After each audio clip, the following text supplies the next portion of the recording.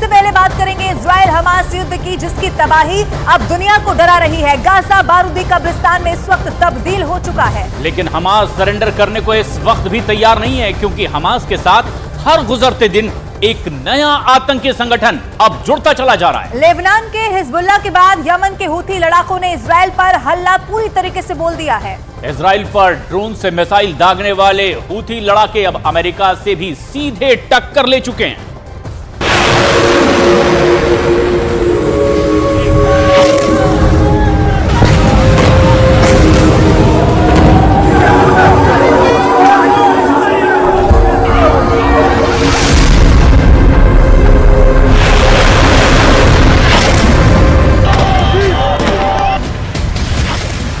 पंद्रह दिनों से इजराइल ने गाजा के अंदर 5000 से ज्यादा एयर रेड करके गाजा को कब्रिस्तान में बदल दिया है।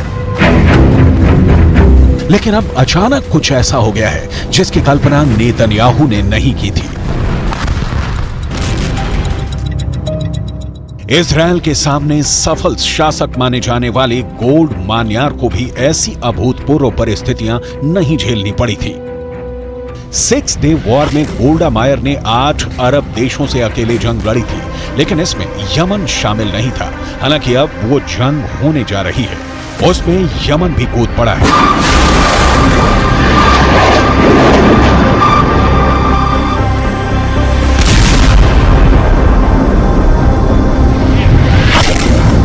यमन के हूथी विद्रोहियों ने 2 मिसाइलें लॉन्च करके अपनी ताकत दिखा दी है। लेकिन अब इजराइल ने भी इन हूथियों को जड़ से मिटा देने का ऐलान किया है, क्योंकि यह तय हो चुका है कि हूथी विद्रोहियों ने जो 3 मिसाइलें दागी थी उसका टारगेट इजराइल था।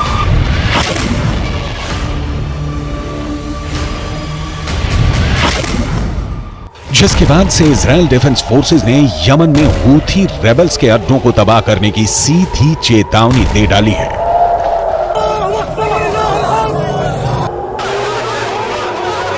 आईडीएफ के प्रवक्ता रियर एडमिरल डैनियल हगारी ने गाजा पट्टी के साथ लेबनान और यमन पर जवाबी हमले की जानकारी साझा की है। गुरुवार को 19 अक्टूबर को ही अमेरिकी नौसेना के एक जहाज ने यमन से इजराइल की ओर लॉन्च की गई मिसाइलों और ड्रोनों को रोक दिया था।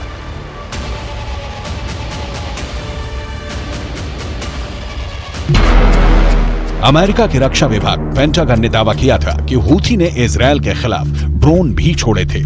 मतलब इजराइल का एक और पुराना दुश्मन जंग के मैदान में है। हमास की तरह इजराइल के इस दुश्मन को ईरान ने ही खड़ा किया है। ईरान से ही हमास और हूथी को खाद्य पानी मिलता है। We cannot say for certain what these missiles and drones were targeting, but they were launched from Yemen, heading north along the Red Sea, potentially towards targets in Israel. Our defensive response was one that we would have taken for any similar threat in the region, where we're able to do so against our interest personnel and our partners. Israel पर हमले के साथ ही खाड़ी में मौजूद अमेरिकी सैन्य अड्डों को भी मिसाइल और ड्रोन से दहलाना शुरू कर दिया गया है।